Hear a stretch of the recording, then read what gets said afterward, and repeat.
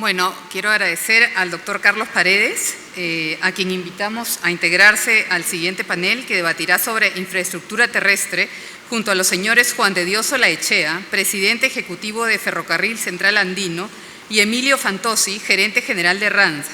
Dicho panel será moderado por el señor Sebastián Lobo, vicepresidente de Abastecimiento para América de Compañía Minera Las Bambas, ubicada en la región Apurímac. A todos ellos los invitamos, por favor, al panel.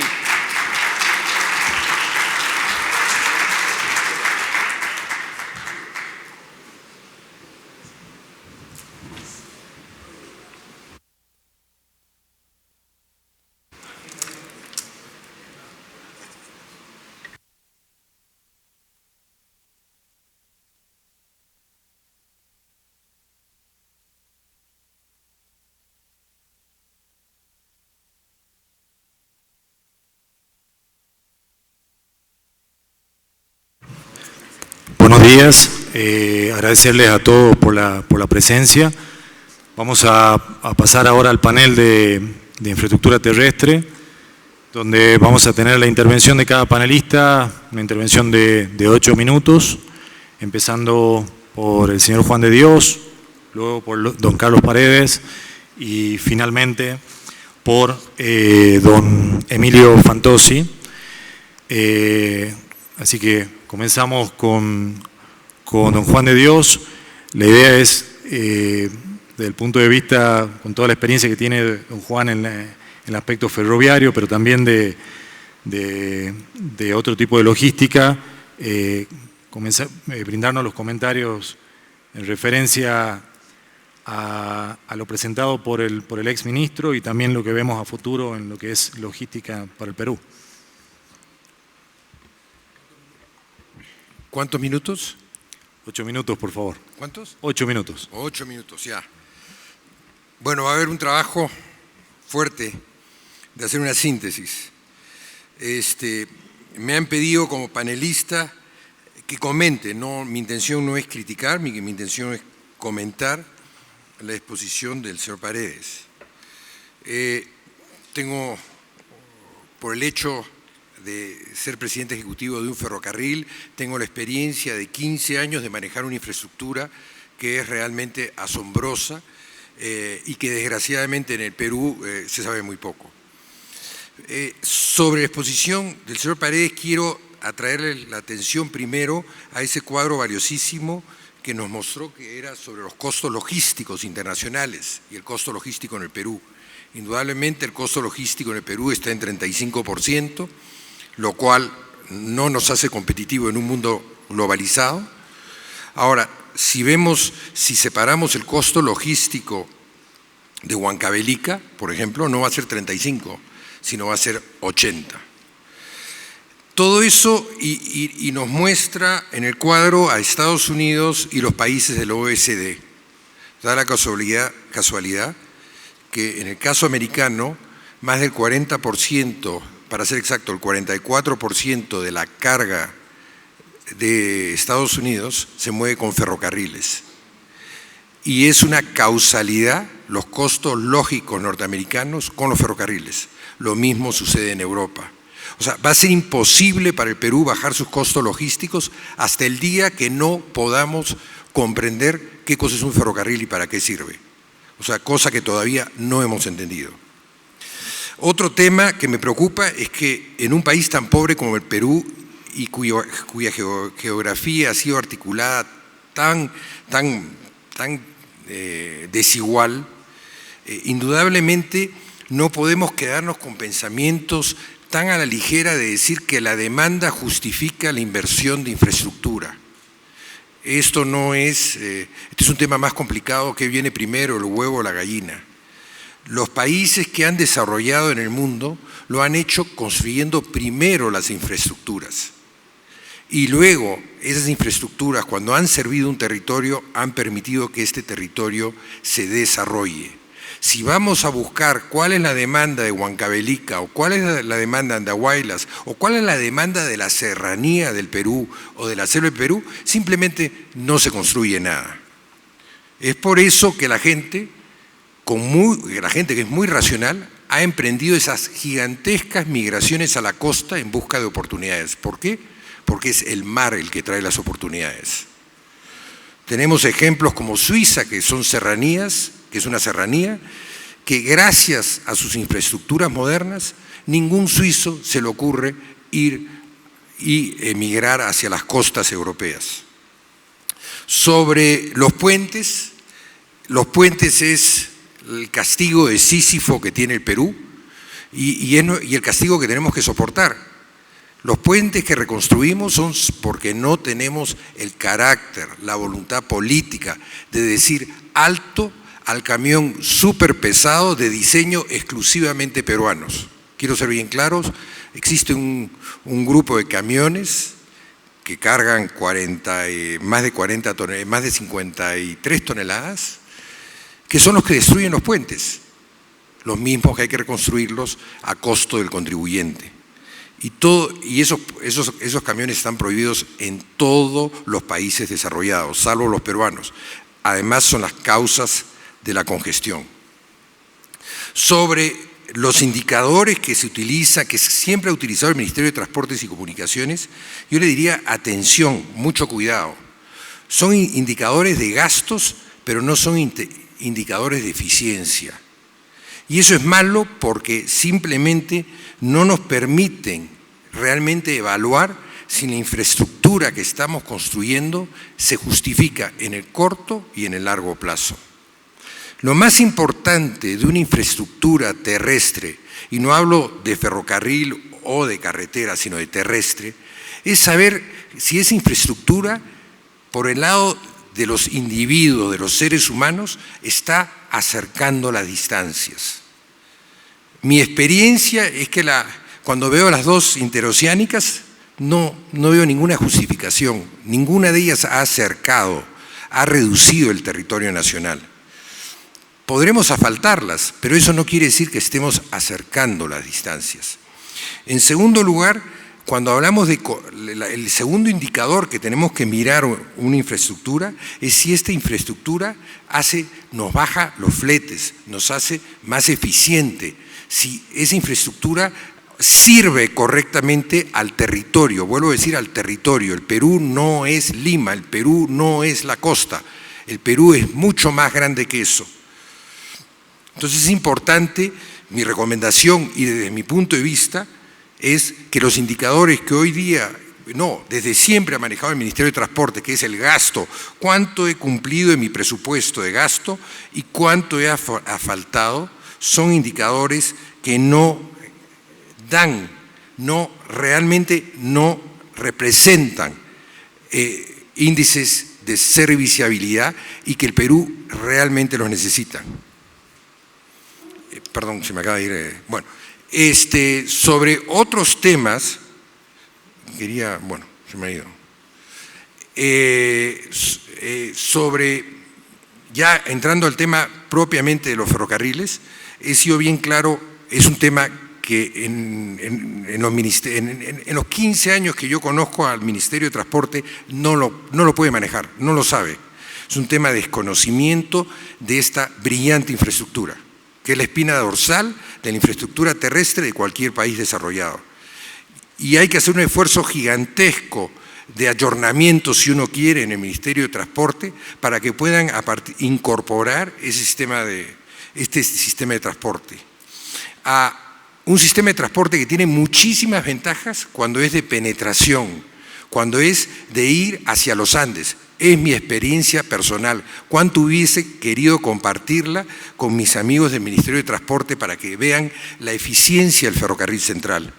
Un ferrocarril que ha cambiado completamente sus rieles en silencio, un ferrocarril que es nuevo por los próximos 150 años, que hoy día carga 3 veces el récord histórico del ferrocarril y que tiene una capacidad 5 veces a la capacidad actual de la carretera central. Pero también para que vean que no soy un loquito de los ferrocarriles, sí me opongo a que se construya un ferrocarril costero. No tengo tiempo, me quedan 9 segundos, pero les hubiera explicado por A más B de que un ferrocarril costero o un ferrocarril de cercanía es un gravísimo error. Gracias, señores. Muchas gracias, don Juan. Pasamos a la palabra de don Emilio Fantozzi.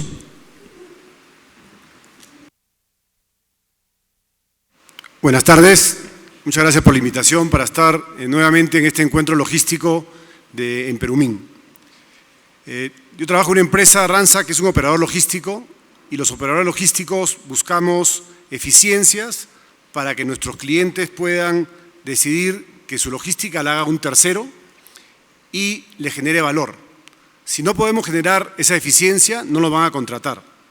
Y por tanto, nosotros invertimos mucho en capacitación de la gente, en tener una buena infraestructura propia o alquilada, en invertir en softwares especializados para manejo de almacenes, manejo de transportes, optimización de rutas, etc. Y eso lo hacemos con la finalidad de ser más competitivos y que nuestros clientes sean más competitivos. Pero todo lo que hacemos dentro de casa para lograr esa eficiencia puede verse afectada cuando salimos a las vías públicas, cuando usamos la infraestructura pública. Nosotros, cuando tenemos que salir con mercadería del Callao hacia las diferentes ciudades o a nuestros almacenes, nos encontramos con cuello de botella, como bien decía Enrique Piqueras hace un momento, que nos demoramos a veces 8 horas en poder entrar a buscar una carga, y ese sobrecosto logístico al final va al cliente y al final el Perú pierde competitividad. Entonces, nosotros como operadores logísticos somos usuarios de la infraestructura logística del país. Y por tanto, es muy importante para la competitividad del país de que los usuarios podamos tener no solamente el foco en nuestra propia operación, sino también ayudar hacia que los puertos, los aeropuertos, las carreteras, etcétera, funcionen de una manera buena. El que 25% de la carretera de Perú sean autopistas es un indicador malísimo, porque podemos tener más accidentes, tenemos que ir con mucho más cuidado, pueden producirse congestiones cuando uno pasa por las ciudades, donde lamentablemente, salvo en las últimas concesiones, las poblaciones se ponen al costado de la autopista, y eso genera una serie de problemas para los usuarios y para los operadores logísticos, que sin querer pueden desde causar un accidente no deseado en algún animal, que se muere un perro en un pueblo, hay que parar a pagar ese perro, que es carísimo, porque sale todo el pueblo a cobrarnos el perro que lamentablemente se cruzó por una autopista que no debía cruzarse. Entonces, los operadores usamos la infraestructura del país, y el Perú tiene que tener mejor infraestructura. Nosotros como Ranza estamos en varios países. En Colombia hay una iniciativa muy grande para convertir a Colombia en un país mucho más competitivo en base a nuevas autopistas. Hay un país donde estamos, que es El Salvador, que está en Centroamérica, un país que es del tamaño de Piura y tiene autopistas que ya quisiéramos tener nosotros en Lima y llegar a Ica o llegar a Chimbote con esas autopistas. Son unas autopistas de concreto que van a durar 50 años. En Ecuador, no sé si han ido últimamente a Quito, han hecho un aeropuerto que uno sale del aeropuerto con 3 vías de salida de ida y 3 vías de regreso. Está a 1 hora de Quito, el aeropuerto es realmente de clase mundial.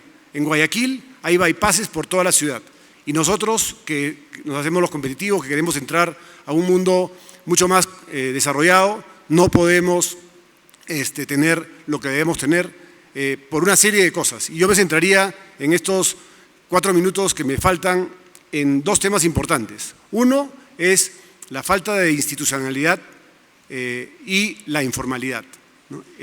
La falta de institucionalidad es porque cada ministerio, cada organismo del Estado, cada asociación privada también busca maximizar sus beneficios.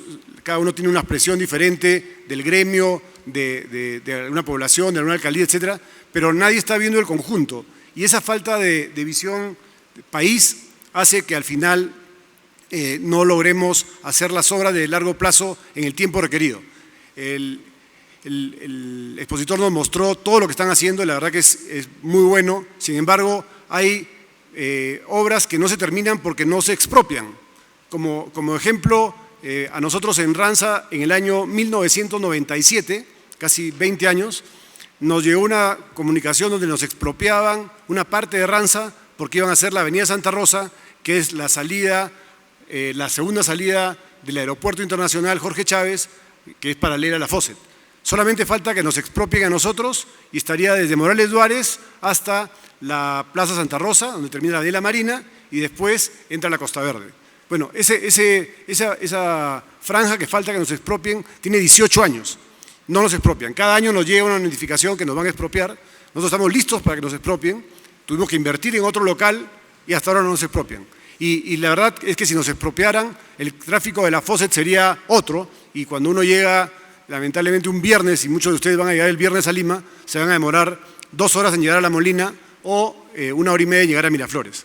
Entonces, ese tema es importante, que todos los organismos vayamos coordinados para poder lograr una mejor eficiencia en lo que hacemos. Y el tema de la informalidad también es muy importante. El tema de no sé cuántos son los camiones que tienen carga y que no sellan la guía SUNAT, y cuando llegan a destino y no le han llegado la guía SUNAT, no emiten la factura, con lo cual ese transportista o el generador de carga se ahorra el IGB. Y eso ahí sucede en provincias, sucede mucho en provincias, y es algo que con decisión política se puede solucionar. Y ese transportista que no facturó el IGB hace que los formales como nosotros y muchos operadores logísticos que invierten en gente, en capacitación, en softwares especializados, salgamos del mercado porque no tenemos un margen de 18% que dejar ahí. Y eso ahí se soluciona con tecnología. Tecnología que está disponible. Hay un proyecto de IBM que es de Smart Cities, que es espectacular. Yo he estado en un par de presentaciones y donde con tecnología pueden leer la tercera placa de los camiones, se puede saber si hay una guía electrónica que ya amarra una factura, y con eso ahí se cierra el círculo de la informalidad que afecta al sector de transportes. Yo creo que hay muchas iniciativas buenas de parte del gobierno, falta tener la decisión política de expropiar lo que se tiene que expropiar para terminar autopistas como la paralela a la carretera central por Canta, que faltan unos tramos que tienen que entregar a la compañía que ha ganado la concesión, y si no se le entrega no la pueden terminar. Y ese tipo de cosas son las que realmente hace que como país no seamos tan competitivos como debemos ser. Muchas gracias.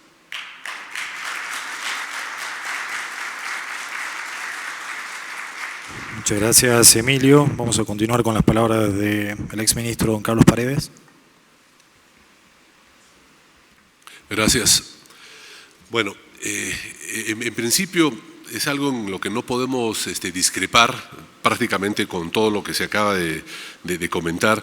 Yo sí quisiera reflexionar acerca de algunos temas, ¿no? Por ejemplo, yo coincido plenamente en que el tema de la informalidad, para empezar por lo que más recientemente acabamos de escuchar, es un tema grave, ¿no? Y para que ustedes dimensionen las aristas que tiene este problema, no solamente es con los camiones que hacen el transporte de carga de manera informal, que de hecho es un dolor de cabeza como se acaba de mencionar. También tenemos un sinnúmero de vehículos que hacen el transporte de pasajeros de la manera más informal que se puedan imaginar.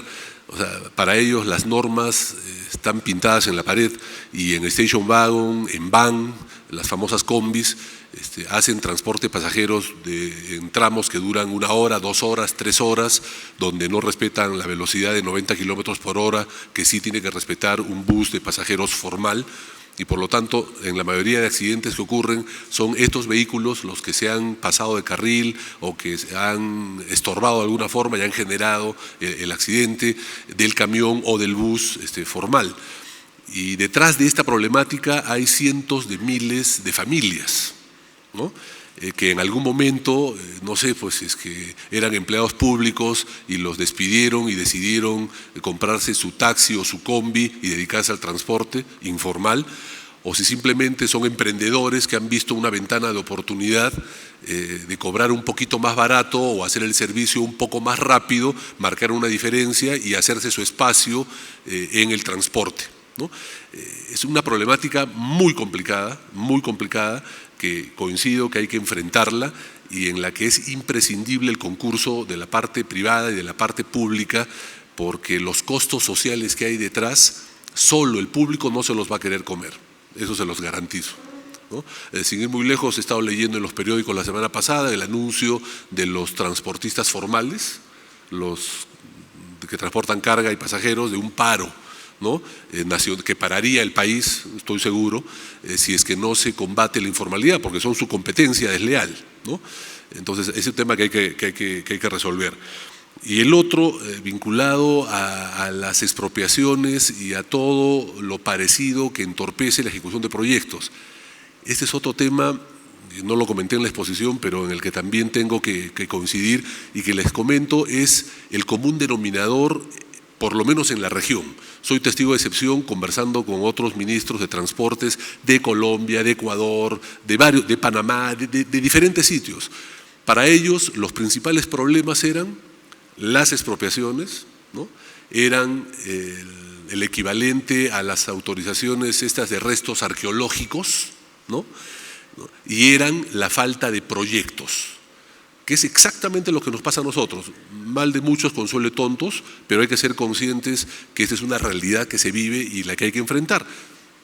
Ya se están mejorando, soy también testigo de excepción, que en los últimos 4 años he visto modificaciones en la ley de expropiaciones importantes. Sé que acaban de hacer una última que es mucho más agresiva, no la conozco al detalle, pero me queda claro que en lo sucesivo, el que sea propietario de un terreno, de un predio, de un inmueble que se requiere para un proyecto de infraestructura, simplemente se lo van a tomar, ¿no? Y después, en un arbitraje o en un juicio, se discutirá el monto de la indemnización económica, que es lo que hoy día traba. Hoy día primero se preocupan en negociar los chivilines y después de eso se toma posesión.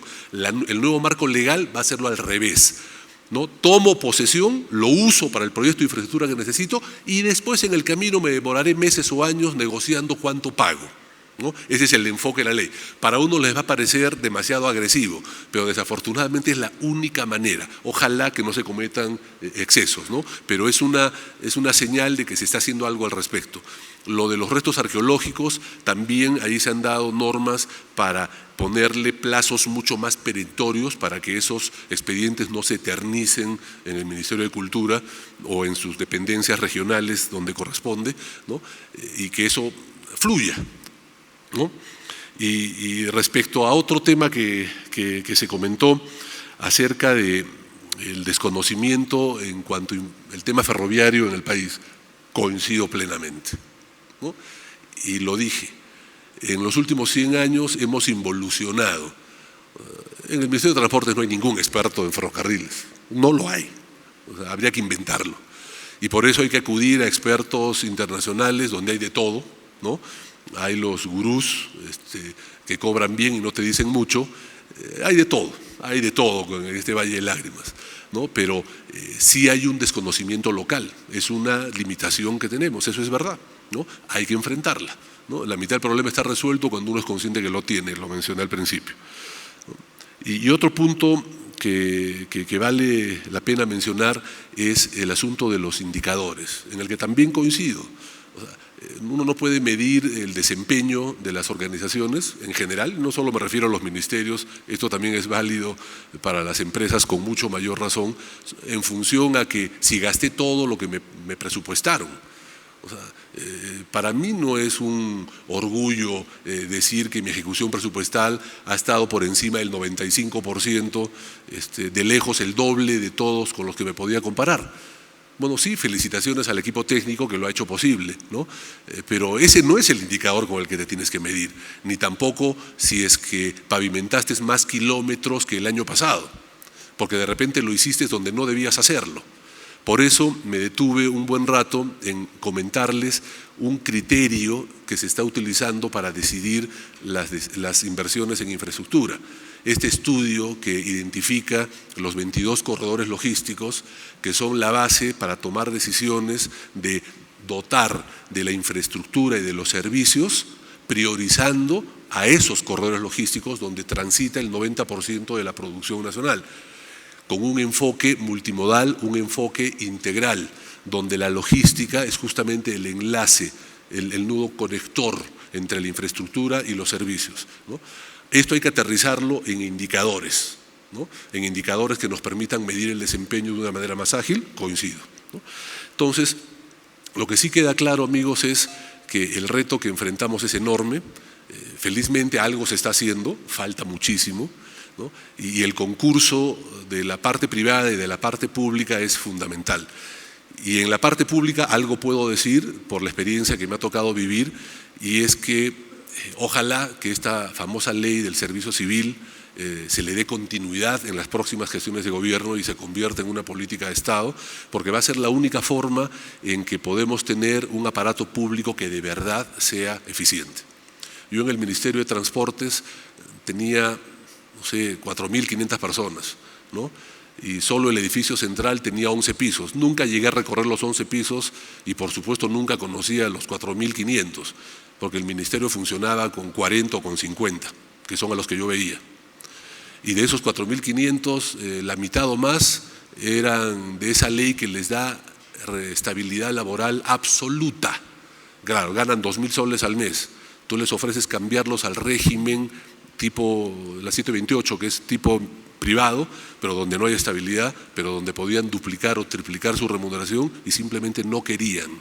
O sea, preferían su estabilidad absoluta para dormir tranquilos, no les interesaba superarse económicamente, mucho menos profesionalmente. Hay excepciones honrosas, las hay, no hay que desconocerlas ni ser mezquino, ¿no? Pero lamentablemente es un tema estructural que va a costar transformarlo, no va a bastar 2, 3, 4, 5 años, pero cuando lo logremos, el sector público va a ser otro y va a poder acompañar mejor a la iniciativa privada. Eso es fundamental. Y desde el lado de los privados, lo que tenemos que hacer es exigir a quienes estén de turno tomando las decisiones políticas que adopten políticas de Estado que resuelvan los problemas estructurales del país y que no se limiten a tomar las decisiones populares de corto plazo para la foto bonita de mañana, que es lo que los políticos nos tienen acostumbrado. El político no tiene visión de largo plazo, salvo honrosas excepciones. Lo que él ve es la próxima reelección y nada más. Y los grandes problemas del Perú, las grandes oportunidades del Perú no se enfrentan con visión de corto plazo. Gracias. Muchas gracias, don Carlos. Bueno, en mi caso yo quería compartir un poco la experiencia que tuvimos en Las Bambas para desarrollar la logística del concentrado de Las Bambas, ¿no? Inicialmente ustedes conocen Las Bambas, está en la región de Apurímac. Inicialmente el proyecto tenía contemplado un ducto hacia la zona cercana a los puertos de Marcona, a los puertos hacia el norte, y por diferentes motivos no hubo viabilidad para ese desarrollo. Y comenzamos todo el plan de desarrollo de la logística a través de este corredor del sur hacia el puerto de Matarani. Las Bambas tiene 700 kilómetros hasta el puerto de Matarani y 1.500 kilómetros hacia Lima, donde mueve también otra carga, ¿no? El desafío fue enorme. Para que tengan una idea, este proyecto es el proyecto de logística de concentrado más grande de Sudamérica. El proyecto involucra el transporte de concentrado por camión desde Las Bambas, 458 kilómetros hasta una estación cercana al cruce Imata, en Pillones, y luego 286 kilómetros por tren hasta el puerto de Matarani.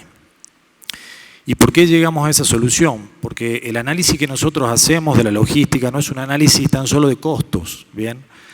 El análisis que nosotros hacemos es un análisis de riesgo que involucra temas de seguridad, temas sociales, medioambientales. Y en la búsqueda de esta solución nos encontramos en que primero había que desarrollar una carretera, 280 kilómetros de carretera, ensanchamientos y obras de altísima envergadura que pudimos concluir. El gobierno está acompañando a toda esa zona de ese corredor sur con el pavimento desde Imata hacia Espinar. Pero solamente para que tengan en cuenta, nosotros vamos a tener 50% de nuestro traslado por camión no asfaltado y algo más. Entonces los desafíos de seguridad son altos, medioambientales, etcétera.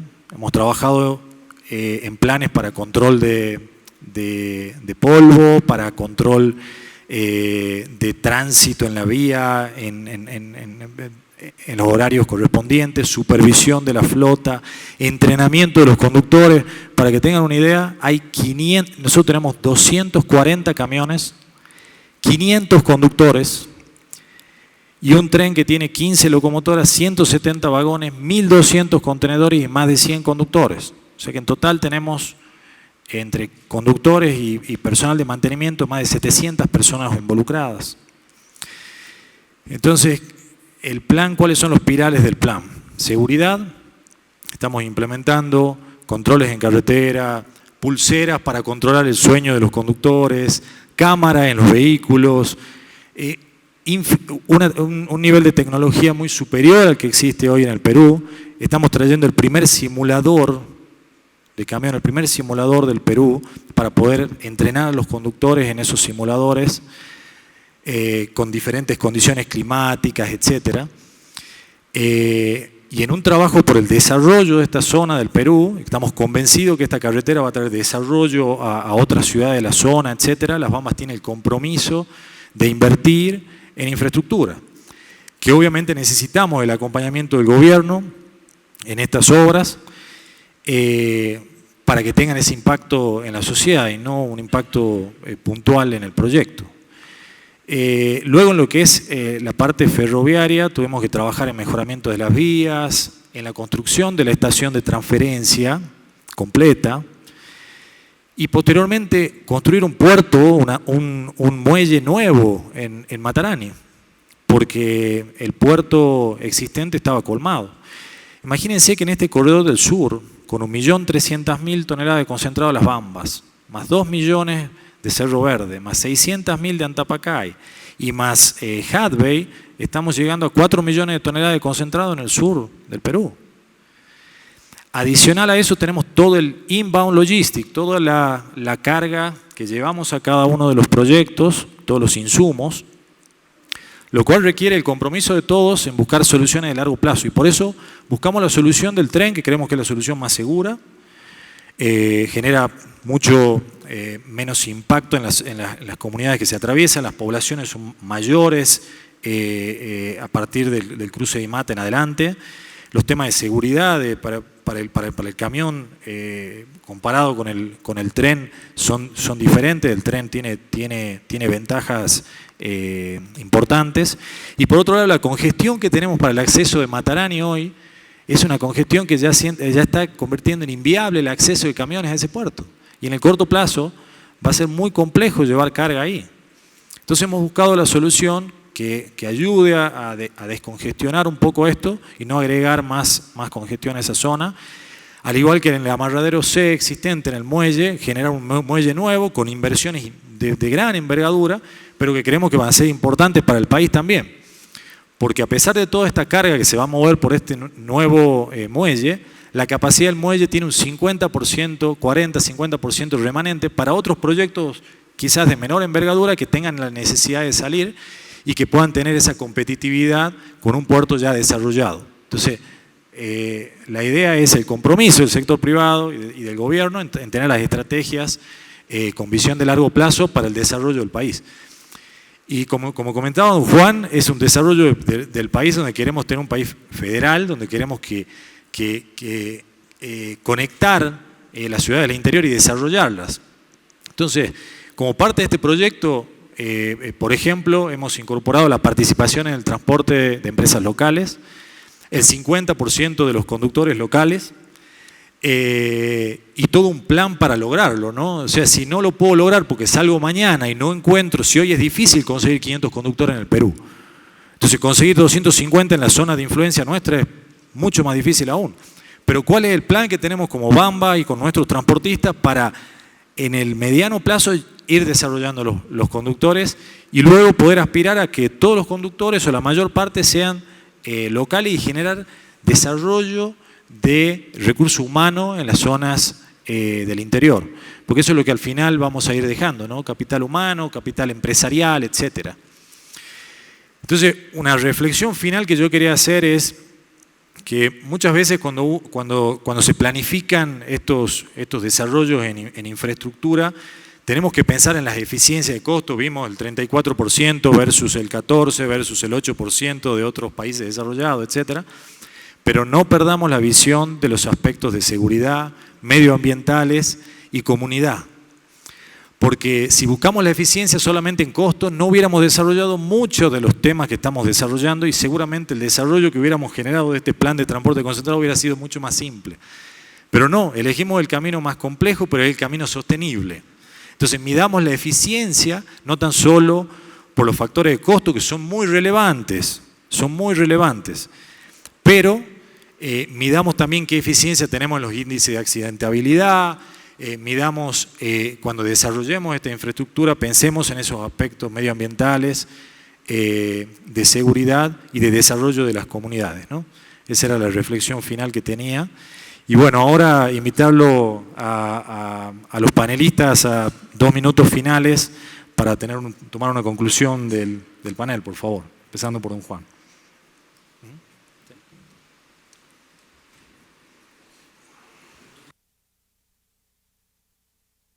Solo que las infraestructuras de transporte terrestre, como ha señalado el exministro, son muy importantes, son la médula del desarrollo de un país, que tenemos que pensar en Perú, en todo el territorio peruano, que estamos viendo que el territorio peruano no se ha desarrollado homogéneamente y que tenemos que repensar el desarrollo de las infraestructuras para que sirvan, vuelvo a subrayar la palabra, sirvan de manera eficiente, de manera que acerquen las distancias en todo el territorio nacional. Esa es la primera reflexión. La segunda reflexión es ya propia a los ferrocarriles. Los ferrocarriles, mi experiencia en 15 años, hoy día transportamos más de 3 millones de toneladas, somos el tercer ferrocarril más moderno de Sudamérica y el más difícil del mundo. Y yo veo, y 3 millones porque no hay más carga, con las vías ocupadas al menos del 10%.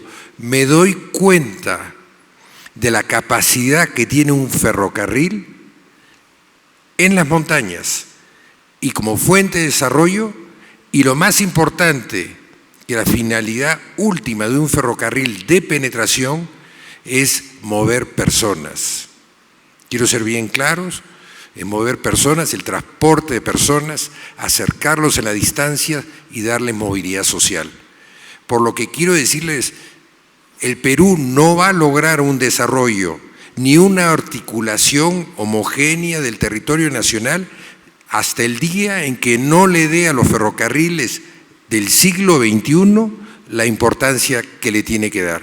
El Perú, a diferencia de otros países, es esencialmente ferrocarrilero. Eso era todo lo que tenía que decir. Muchas gracias, don Juan. Don Emilio, por favor. Bueno, agradezco nuevamente la invitación. Quería terminar con unas ideas. Uno, que el tema del Perú, como bien decía Juan de Dios, el futuro va a estar en desarrollar las provincias. El tema de la minería, que normalmente está fuera de Lima, ha hecho que muchas ciudades se vayan desarrollando. La llegada del retail a provincias les ha dado a las provincias una sensación de pertenecer a tener una mejor calidad de vida, y el costo de servir en provincias desde Lima es muy caro. Por lo tanto, las compañías tenemos que buscar nuevos puntos de importación, utilizar los puertos de Paita, el de Matarani, Tizur, para poder desde ahí ingresar la carga al Perú y poder llevarla de una manera más barata a Arequipa o a Piura o a Chiclayo o a Trujillo. Es un punto importante el tema de desarrollo de provincias. El tema de los permisos para poder hacer los almacenes o las obras que los operadores logísticos tenemos que hacer, también es algo que debe destrabarse. Las municipalidades se demoran mucho y los clientes nos piden crecer y no podemos crecer, no porque la compañía no quiera, sino porque no nos dan los permisos y toma demasiado tiempo. Y finalmente, terminar con el tema del tráfico. Leí un artículo que habían estudiado en la Unión Europea que el costo del tráfico en las ciudades representa el 1% del Producto Bruto Interno de Europa. Y eso ahí es un montón de dinero. En el Perú sería un montón de dinero que con ese ahorro podríamos invertir, repito, en tecnología para poder ser como país más competitivos. Muchas gracias. Muchas gracias. Don Carlos, por favor, sus palabras finales. Gracias. Yo solamente quisiera reiterar, para redondear la idea, lo que dije al principio. Seamos conscientes del reto que enfrentamos. Las últimas cifras hablan de una brecha de 108.000 millones de dólares al 2021. Como lo dije, yo estoy convencido que la cifra es bastante mayor, ¿no? Hay que hacer un ejercicio para aterrizarla, cuantificarla, definirla, precisarla, y el reto que tenemos de aquí en adelante es de verdad encontrar los elementos de juicio y los criterios más adecuados para priorizar las inversiones en infraestructura de la próxima década y que esto se convierta en una política de Estado. Sea el gobierno que fuera, que respeten esa política de Estado para que tengamos los públicos y los privados, ¿no?, un horizonte por lo menos de aquí a 10 años, qué es lo que sí se va a hacer, cómo se va a hacer, dónde se va a hacer, para en función a eso poder tomar nuestras decisiones empresariales también. Finalmente el país es el que va a ganar. Ese reto, por otro lado, para poder enfrentarlo adecuadamente, requiere el concurso público y el concurso privado, con un acento especial en el lado privado. En el lado público las decisiones se toman más lentas, se hace más difícil el proceso y muchas veces es bastante menos eficiente. Desde el lado privado tenemos la obligación de tomar esas iniciativas, de hacer esos cuestionamientos que provoquen la discusión, que provoquen la decisión para que esto avance con más fluidez, ¿no? Y finalmente, ¿no?, decirles que veamos el futuro con optimismo. Vamos a seguir enfrentando problemas, pero somos un país que va a seguir creciendo. Habrá discusión acerca de a qué ritmo debería ser, pero va a seguir creciendo y eso es bueno. Y nuestros problemas son de crecimiento. Ya no somos el Perú de hace 15 o 20 años que administrábamos únicamente pobreza. Eso está cambiando y yo confío en que cambie cada vez más. Gracias. Bueno, mi conclusión final, solamente comentarles a nivel compañía, nosotros estamos viendo a nivel global como punto de desarrollo el Perú, y lo están viendo otras compañías también. Hay proyectos de gran envergadura, hay una cartera de proyectos enorme, y creo que la infraestructura va a ser un elemento preponderante para el desarrollo de esos proyectos. Pero bueno, hay que seguir juntos trabajando para el desarrollo del Perú. Muchísimas gracias a los panelistas y a todos ustedes por la participación. Gracias.